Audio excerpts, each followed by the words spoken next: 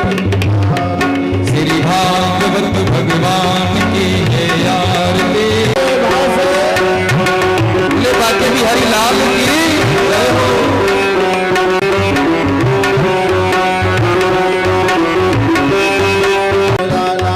ये अमर ग्रंथ ये मुक्ति पंक्ति ये पंचम वेद निराला है। नाम यही हरि नाम यही हरि नाम यही हरि धाम यही जग के मंगल की आरती। पापियों को पाप से हटाते।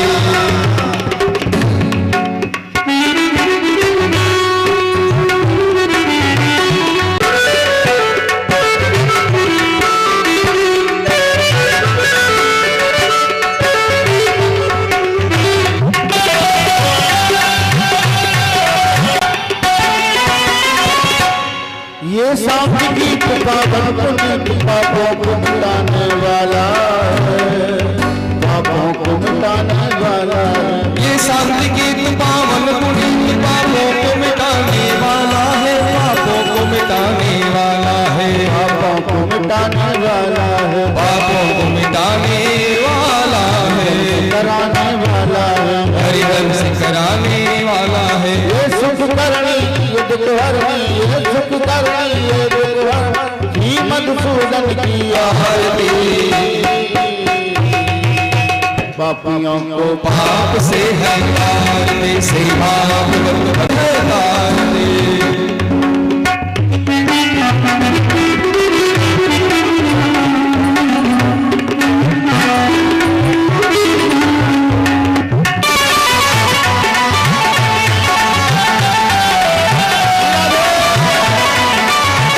बोले बाकी बिहारी लाल की।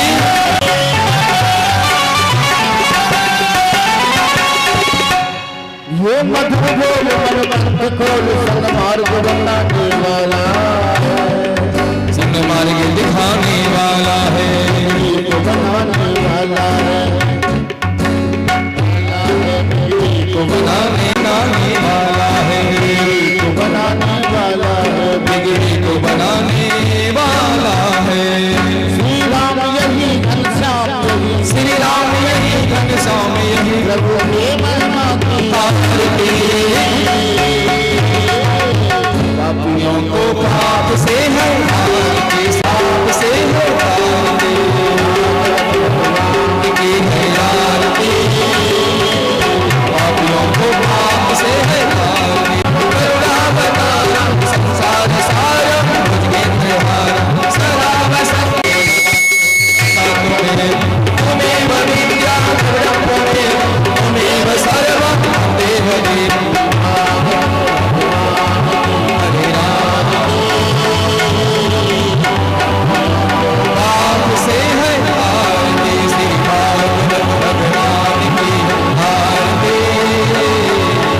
पापियों को पाप से है आरती। बोले भागवत महापुराण की, बोले राधा रानी सरकार। जलीन शीतलीकरणं पुष्पै देवाभिवन्दनं देवताभिवन्दनं देवताभिवन्दनं परमात्मवन्दनं परमात्मवन्दनं मन्त्रपुष्पाञ्जलिं ॐ जतनेना जतनामाय जन्ता देवास्तानि धर्माणि तत्र यत्र पूर्वेशाद्याः सन्ति देवाः। मंत्रपुष्पाञ्जलिं समर्पयामि श्री पुराण पुरुषोत्तमाय नमः। चढ़ा दे। श्री राम जय श्री राम। श्री राम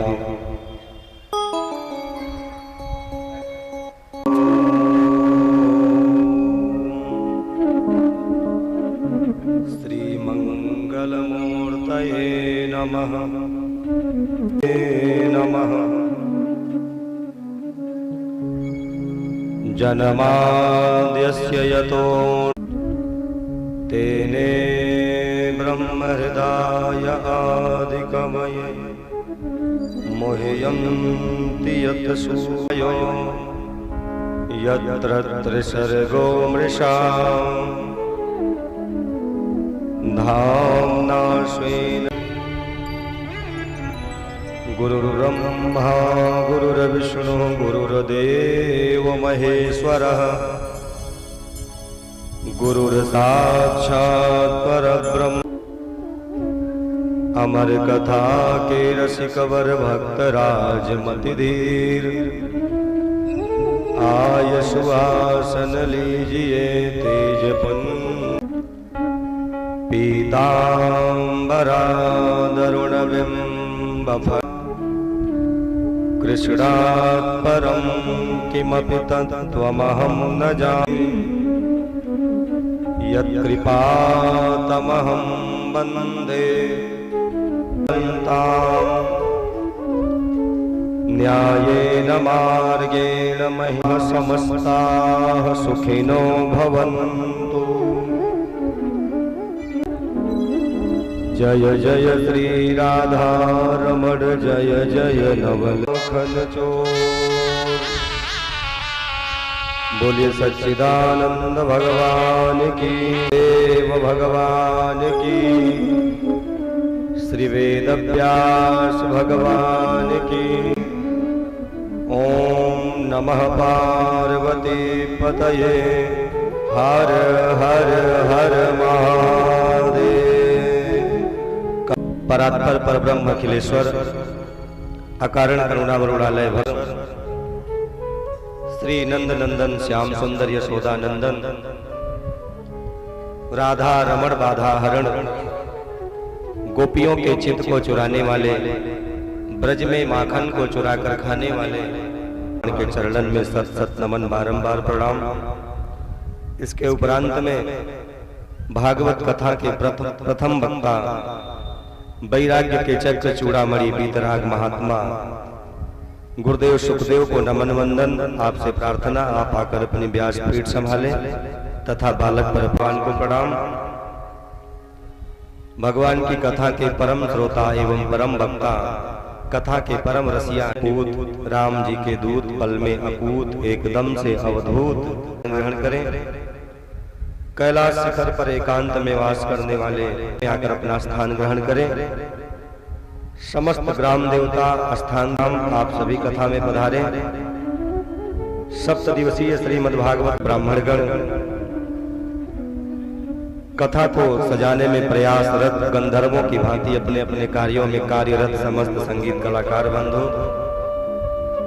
कथा के मुख्य यजमान जी, काल में उपस्थित समस्त श्रोता वृंद, भगवत वृंद, माताएं बहनें,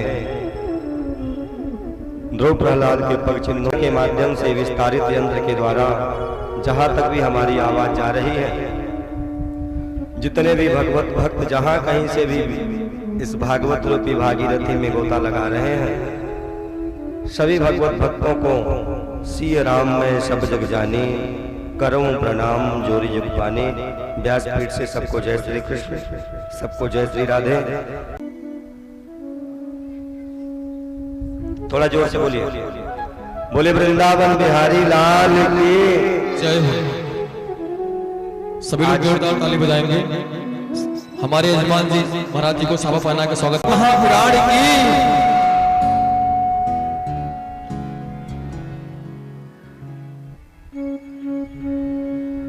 आज कथा का द्वितीय दिवस है।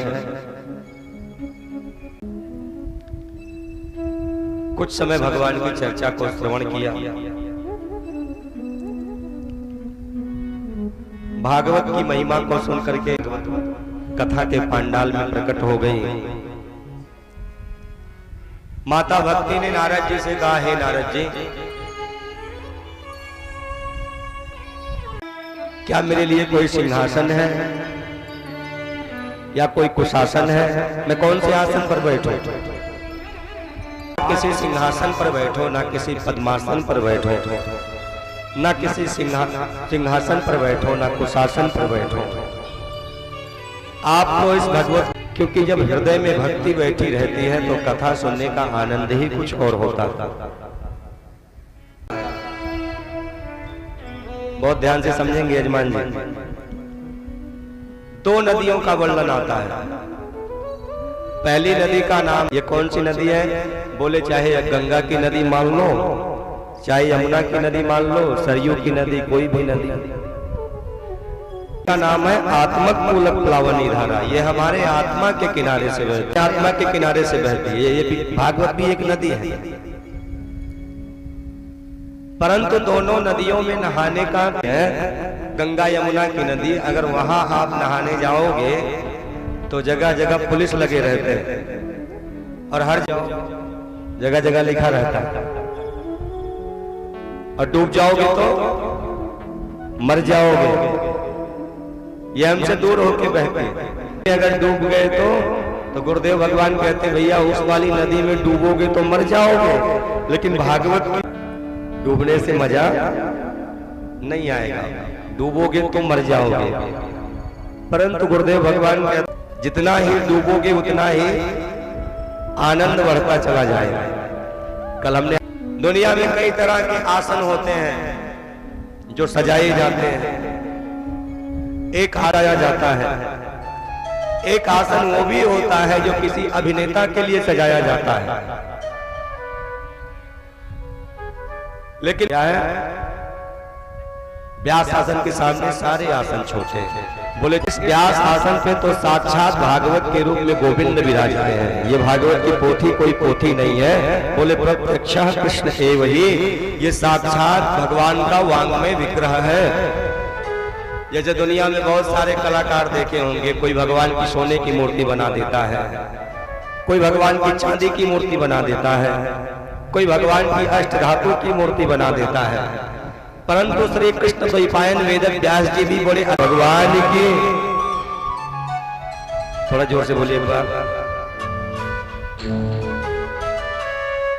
बोले भागवत भगवान की जय हो।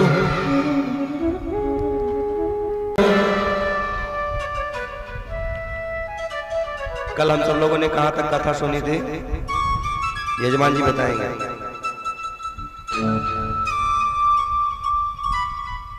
यजमान जी कल हम लोगों ने कहां तक कथा सुनी? सच्चिदानंद रूपाय विश्वोत्पत्त्यादि हेतवे, सच्चित और आनंद घन के स्वरूप तीनों तापों को नाश करने वाले भगवान को माता ज्ञान और वैराग्य का दुख दूर हुआ भागवत की महिमा से। पिता चांडाल वच्च खर वद्वत तेन नीतम, मिथ्या स्वजन्म जननी जन दुख भाजा। एक बार भगवान की कथा नहीं सुनी। सूत जी कहते हैं भैया भागवत में लिखा हुआ है वो गधे के समान है, धोबी के घर से धोबी घाट, तीसरा कुछ नहीं जानता। हम सबके लिए तो बहुत करते हैं, परंतु अपने लिए क्या कर रहे हैं? आया है सो जाएगा राजा रंग फकीर, कोई सिंहासन चढ़ चला कोई बांधत जात जंजीर। लगा हुआ है, आप लोग दुनिया में देख रहे हैं, ना जाने कितने रोज पैदा हो रहे हैं और कितने मर रहे हैं। जरा ध्यान से समझे, दुनिया का सबसे बड़ा आश्चर्य क्या है? युधिष्ठिर ने तुरंत कहा महाराज दुनिया का सबसे बड़ा आश्चर्य ये है कि व्यक्ति है कि हम अमर काल व्याल मुखग्रास त्रास दृढ़लास हेतवे। जैसे अजगर देखा आपने, अजगर काल रूपी अजगर अपना मुंह फैलाए बैठा है। अब जब तक उसका मुंह फैला हुआ है तब तक आप चाहे अंदर जाइए, सो गोविंदाय नमो नमः। हम सब काल रूपी व्याल के मुख में बैठे हैं, सबके पीछे कोई फूल न बाग में ऐसा खिला, खिलकर न जिसे मुरझाना पड़ा। विधि का यह अटल विधान रहा, जिसे आना पड़ा उसे जाना पड़ा। सबको जाना है।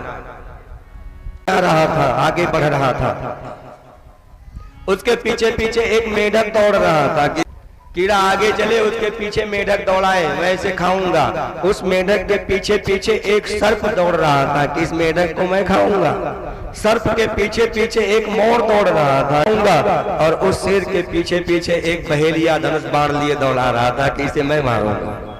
सबके पीछे मौत पड़ी थी, परंतु किसी को अपनी मौत का मृत्युर्वै प्राणी नाम ध्रुव। मृत्यु अटल है, इसका नाम ही अटल, जो टल नहीं सकती। आज तक कोई टाल नहीं पाया। चले गए दुनिया से जो हाली हवाली थे। सिकंदर के बारे में आपने सुना होगा, विश्व विजेता। जब सिकंदर निकलता था घर से तो उसके साथ खजाने नहीं चलते थे। 20-25 ऊंटों के ऊपर खजाने की चाबियां लग के चलती थी कि भैया जितनी इच्छा हो, मेरी अंतिम 100 यात्रा निकाली जाए तो मेरे दोनों हाथ बाहर कर दिए जाएं। बोले क्यों? ताकि दुनिया वाले ये देख सके कि 3 विश्व विजेता सिकंदर, जिसने पूरे विश्व को जीता, नहीं जा रहा। ऐसी कोई जगह नहीं है। पूरी दुनिया घूमा होगा आप लोगों ने। हमारे यजमान जी तो कहते हैं हम यहाँ थूकना मना है, लिखा हुआ देखा होगा आपने। बहुत जगह लिखा रहता है कि यहाँ धूम्रपान करना मना है, बहुत जगह है। बहुत जगह लिखा होता है यहाँ सोना मना है, बहुत ही जाके पहुंच जाए। कौन मरना चाहता है? सब चाहते हैं कि हम यही चल रही है जिंदगी की गाड़ी, सबको मरना है। उनमें से क्या क्या मिल सकता है, कैसे कैसे दो। धर्म अधर्म की बात छोड़ दो। तट पर एक उत्तम नगर नाम का ग्राम था, वहां पर बहुत सारे लोग थे, सारे सीधे साधे, त्रिकाल संध्या करने वाले, वेद का पाठ करने वाले। के साथ साथ आप सरल हैं, थोड़ा ध्यान से समझेंगे। अच्छा, क्या डेली वही हनुमान चालीसा पढ़ते हैं, लेकिन कभी कभी ऐसा होता है कि कब हनुमान चालीसा पढ़ते पढ़ते बीच में आरती में पहुंच गए। फिर आरती, धन का भी अहंकार नहीं होना चाहिए। आपके पास ज्ञान है, लेकिन ज्ञानी होने के बाद आप कितने सरल हैं। गुरुदेव भगवान कहते हैं, भैया लोग कहते हैं हम हिमालय पे चढ़ाए, हम बड़े बड़े एवरेस्ट पर्वत पर चढ़ाए, बड़ी बड़ी महाराज खाइयों से निकल के चले आए। अरे आप हिमालय पे चढ़ गए, आप वो कोई बहुत बड़ी बात नहीं है। आप एवरेस्ट पे चढ़ गए, वो कोई बहुत बड़ी बात नहीं। गुरुदेव भगवान कहते भैया ये बताओ, क्या आप किसी की आंखों तक भी चढ़े कि नहीं चढ़े? आपने दिल्ली घर बनवा लिया, कलकत्ता बनवा लिया, मुंबई में घर बनवा लिया, वो कोई बड़ी बात नहीं। क्या आपने किसी के दिल में भी अपना घर बनाया? ज्ञानी होना अलग बात है, लेकिन सरल होना अलग बात है। और जो सरल होता है, आपने देखा होगा, जिस डाली में ज्यादा फल लगे होते वही डाली झुकती है। झुकता है वही जिसमें जान होती है, और अकड़ तो मुर्दे की पहचान होती है, इसमें कुछ नहीं है। पंडित जी ज्ञानी है, ये भाग्य की बात है। लेकिन पंडित जी की जो धर्म पत्नी है, अच्छा आप अच्छे हैं, ये बड़ी अच्छी बात है, लेकिन आपकी जो धर्म पत्नी है वो भी आपके अनुरूप ही मिले, ये तो भाग्य की बात है। ये जरूरी नहीं कि आप अच्छे हैं तो आपकी पत्नी भी अच्छी हो। वास्तव में हमारे यहाँ एक कहावत है, ईंट और पत्थर के मकान को मकान नहीं कहते, ईंट और पत्थर के घर को घर नहीं कहते। वास्तव में घरवाली को ही घर कहा जाता है। अगर घरवाली आपके अनुरूप है तो वो अगर चाह ले तो आपके नरक जैसे घर को स्वर्ग बना दे। और घरवाली अच्छी नहीं है तो आप कितना भी प्रयास कर लो, वो चाह ले तो स्वर्ग जैसे घर को नरक का अड्डा बना दे। घरवाली को ही घर कहते हैं। पंडित जी बड़े सीधे साधे, लेकिन पंडित जी की धर्म पत्नी, इनका क्या नाम है? बोले धुंधुली देवी। क्या नाम है यजमान जी? धुंधुली देवी। यथा नाम तथा गुण, जैसे नाम रखोगे वैसे ही गुण होंगे। इसलिए लोग अपने बच्चे का अपना नाम कुछ ऐसा रखते हैं कि भैया कुछ भगवान से मिलता जुलता हो, नाम भी ऐसा होना चाहिए। लेकिन ऐसे ऐसे नाम है महाराज कलयुग में, ऐसे ऐसे नाम है शेर बहादुर सिंह। क्या नाम है? शेर बहादुर सिंह।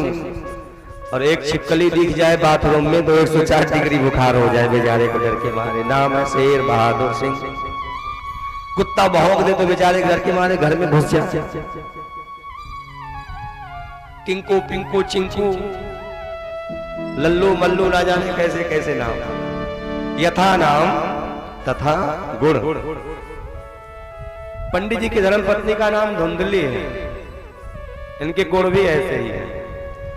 जब तक पड़ोसियों को 2-4 गाली सुना नहीं देती थी, बगल वालों को, और उनसे 2-4 गाली सुन नहीं लेती थी, तब तक उन्हें भोजन भी नहीं पचता था। खा जाए तो महाराज बाहर निकल आवे।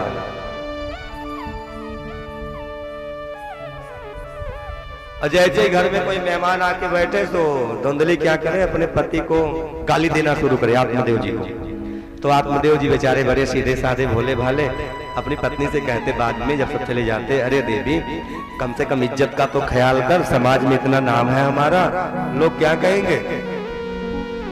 जब कोई ना रहे, तुझे गाली ही देने का शौक है, कुछ डांटना ही, तो जब कोई ना रहे तो अकेले में दे दिया कर गाली, अकेले में कह लिया कर जो कहना हो। तो धुंधली क्या कहते? धुंधली कहती, अरे महाराज जब तक सुनने वाले ना हो तब तक सुनाने में मजा ही क्या है महाराज, सुनने वाला तो होना चाहिए। बोले भक्तवत्सल भगवान की बड़े सीधे साधे, और पत्नी उतनी ही खतरनाक। आत्मदेव पंडित जी के पास बहुत कुछ है। अच्छा थोड़ा ध्यान से समझे आप। इस दुनिया में 4 चीज होती हैं, थोड़ा गिनते जाइए। 4 चीजें होती हैं। पहली का नाम है कुछ। क्या नाम है? कुछ। दूसरी का नाम है कुछ कुछ। तीसरी का नाम है बहुत कुछ, और चौथी का नाम है सब कुछ। अब आप सोचो इन चारों में से आपको क्या मिला है? किसी को भगवान कुछ देते हैं, किसी को कुछ कुछ देते हैं। अच्छा किसी के ऊपर भगवान ने ज्यादा कृपा कर दिया तो बहुत कुछ दे दिया। लेकिन आज तक इस संसार में ऐसा कोई पैदा ही नहीं हुआ जिसे सब कुछ मिला हो। कोई पैदा हुआ क्या? रावण और कंस जैसे बड़े बड़े बलशाली भी आए, उन्हें भी सब कुछ नहीं मिला। था भरा सोना सरासर लंका की दीवार में, पूरी लंका सोने की थी। था भरा सोना सरासर लंका की दीवार में, एक रत्ती भी ना मिल सका रावण को मरती बार में। इसलिए धर्म को ना जाने देना, लोभ ना करना धन धाम का। जब धर्म ही जाता रहा तो धन रहा किस काम का। बाकी सब यहीं रह जाएगा, केवल धर्म जाएगा। सब कुछ किसी को नहीं मिला। सब इस दुनिया में अपूर्ण है। पूर्ण क्यों कौन है? बोले पूर्ण परमात्मा है। इसलिए परमात्मा को कहा जाता है पूर्णमदः पूर्णमिदं पूर्णात् पूर्णमुदच्यते पूर्णस्य पूर्णमादाय पूर्णमेवावशिष्यते। केवल भगवान ही पूर्ण है, बाकी सब अपूर्ण है। सब कुछ किसी को नहीं मिलता। पंडित जी के पास बहुत, लेकिन किस्मत बेचारे की बड़ी खराब है। घर में कोई बेटा नहीं। गौ तुलसी जी का वृक्ष सूखा जाता है। अच्छा खाने के लिए बहुत कुछ है, लेकिन खाने वाले नहीं है। इस दुनिया में 2 परिस्थिति में इंसान जी रहे हैं। 2 परिस्थिति। पहली परिस्थिति कौन सी है? पहला इंसान दिन रात ये सोचता है कि हमें भूख लगे तो हम क्या खाएं। भूख तो बहुत है लेकिन खाने के लिए कुछ नहीं है। दूसरा इंसान यही सोचता रहता है कि हम क्या करें कि हमें भूख लगे खाने के लिए बहुत कुछ है लेकिन भूख नहीं है। दिन से चाय पीने की झंझट नहीं होगी तो गोविंदाय नमो नमः हो जाएगा। सब्जी में नमक मत, थोड़े थोड़े सब सुखी सुखी राम के दास है। और चांदी वाली में आयुर्वेदिक दवाई रखी है। अभी चाहे दिन भर भोजन से ज्यादा दवाई खा रहे हैं।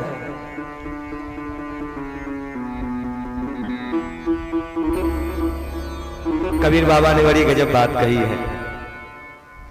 साँझ खवाए विदा कर दीनी, सुबह में आए खड़ी, कहत कबीर सुनो भाई साधो, मौत से भूख बड़ी। इस दुनिया में मौत से भी बड़ी चीज कोई है तो वो भूख है। हमारे वृंदावन में एक कहावत है कि जब भूख लगती है तो पलाई वाला दरवाजा भी पापड़ दिखाई देता है कि भाई खा ले महाराज, क्या मिल जाए। ये पेट इंसान को शैतान, कोई खाए बिना मर रहा है, कोई खा खा के मर रहा है। सुबह से शाम तक खा रहे हैं, दोपहर खा रहे हैं, रात में खा रहे हैं। कल हमने बताया ही था, खा खा के अस्पताल पहुंच जा रहे हैं। जी के यहाँ खाने के लिए बहुत कुछ है पर खाने वाला नहीं है। बड़े चिंतित रहते हैं। गांव वाले भी मजा लेते हैं, लोगों इसके पास इतना कैसे हो गया। पड़ोसी के सुख से दुखी। अब आपसे क्या बताएं, हमारा एक पोता है, एक बेटा है, जो होने के बाद भी इतना आज्ञाकारी है, इतना संस्कारी है कि जब तक हमारी सेवा नहीं कर देता तब तक तो उसे रात में नींद ही नहीं आती, सोता भी नहीं है। इसे अपने पुत्र की बड़ाई करते हैं, लेकिन आत्मदेव जी मन ही मन सोचते हैं कि भैया अगर हमारे यहाँ एक बेटा होता तो शायद ये लोग ये ज्ञान हो गए हैं। घर में किसी बच्चे की किलकारी नहीं गूंजी है। बड़े परेशान आत्मदेव जी मन में प्रतिज्ञा किए, संकल्प लिया कि घर को जा रहा हूं छोड़ करके, लौट कर आऊंगा तो बेटा लेकर के आऊंगा, अन्यथा मदन बिहारी लाल की। आत्मदेव और कहां जा रहे हैं? आत्महत्या करने। नाम क्या है? आत्मदेव जा रहे हैं तो बेटा पाने। जंगल में पहुंच गए, एक वृक्ष के नीचे बैठ के जोर जोर से रोने लगे, हे प्रभु हमने ऐसा कौन सा जघन्य अपराध कर दिया, हमने ऐसा कौन सा पाप कर दिया कि आपने हमें एक बेटा भी नहीं दिया। क्या ये आत्मदेव का वध? अरे कम से कम एक बेटा तो दे देते जिससे मेरा भी कल्याण हो जाता। मुझे ज्यादा की इच्छा नहीं है, जायज से ज्यादा नहीं चाहिए, एक बेटा दे दो। बेचारे खूब रो रहे थे, जंगल में रो रहे थे तो रास्ते से एक संत जा रहे थे, संत की दृष्टि पड़ गई। संत हृदय नवनीत समाना, तुम्ही से जीवन जय हो जिए जा रहा हूं, जीवन जिए जा रहा हूं, जीवन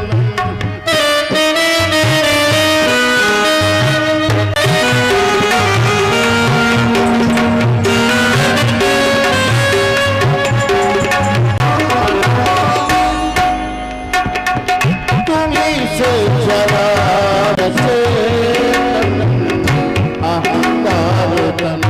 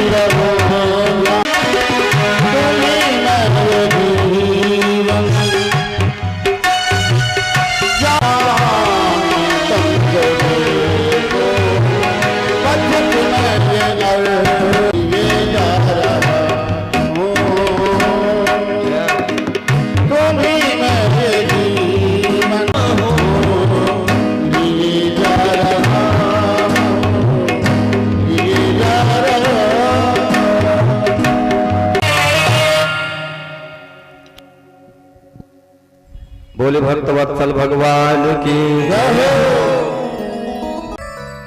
हाथ उठाएंगे तभी लगेगा बैठे हो, नहीं तो लग रहा गमला रखा हुआ जैसे, ना हिल रहा ना डुल रहा। दोनों हाथ उठा क्या बोलेंगे? हाथ उठा के क्या बोलना है? थोड़ा जोर से बोलिए। और ताली भी बजाएंगे। जो कथा में ताली नहीं बजाएंगे उन्हें ट्रेन में ताली मुंह से राधे राधे बोले, क्योंकि जब हम राधे राधे बोलते हैं तो हमारे खोपड़ी पे जितने भी पाप लदे पड़े हैं, खोपड़ी से पाप निकल जाते हैं। बोले निकल के जाते कहाँ हैं? तो बोले जो नहीं बोलते उन्हीं की खोपड़ी पे जाके बैठ जाते हैं। सो अपनी खोपड़ी पे ना बैठाएं, एक दूसरे को दोनों हाथ उठाइए पहले सभी लोग, जिनको जिनको भगवान ने हाथ दिया। जो ताली नहीं बजाएंगे उनके हाथ में सवा मन का ताला लग जाएगा। कैसे लगेगा? उनके हाथों में लग जाए ताला, अलीगढ़ वाला सवा मन।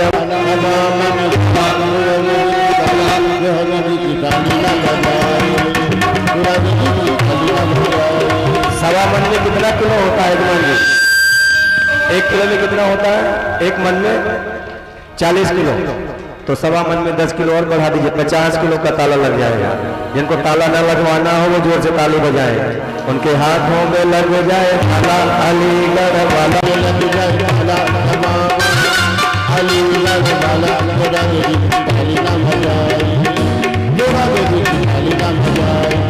क्या करना है? दोनों हाथ उठा करके फोन से करते गली में, दान गली में, राधे राधे राधे राधे, भैया बोले भैया बोले, जोर से जोर से राधे राधे राधे राधे राधे राधे राधे राधे राधे राधे राधे राधे राधे राधे बोले राधा रानी।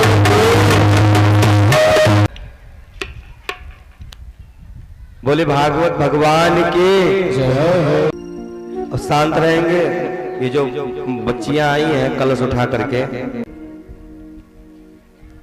मंगल यादव जी और आपके सभी लोग, जितनी कन्याएं कलश उठाई हैं, कितनी कन्याएं हैं? 400-500 है। हाँ की गई है कि की